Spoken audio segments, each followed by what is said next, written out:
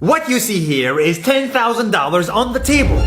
You can take this money as a loan, but I will charge you a little bit of interest rate. Like most people, you take the money and you go buy a nice car.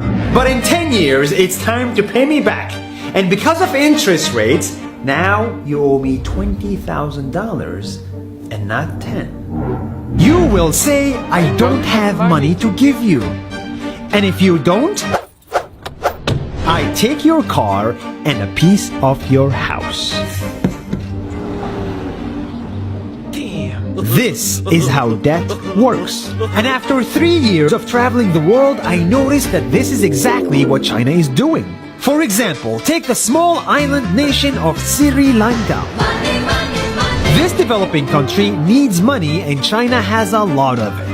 So Sri Lanka took billions of dollars in Chinese loans. It was easy money just there to be taken.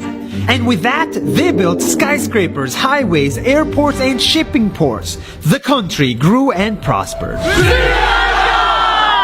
But few years later, this easy money came with interest rates, and Sri Lanka was so much in debt that it couldn't pay back China its money. And the only way out was to give China control of what they had built.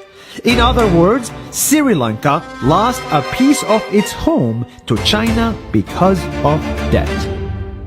This is the Chinese money trap.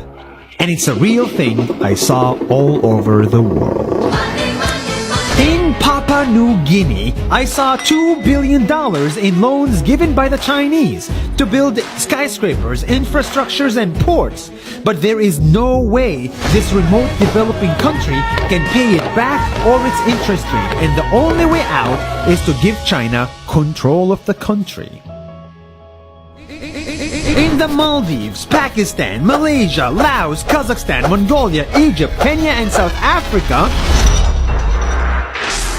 the same thing is happening, and many countries are struggling to pay back Chinese loans. If you look closely, all these infrastructure projects like highways, ports, and bridges connect to China through the sea or through the land to form something far bigger, far more powerful than just a bridge, a new Silk Road.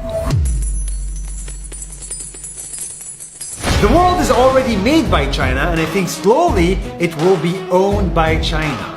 Don't get me wrong, building bridges, ports, highways, and airports is a great thing for the people and the country, but they come at a very high cost. And when these countries can't pay back the loans, these countries will lose their homes.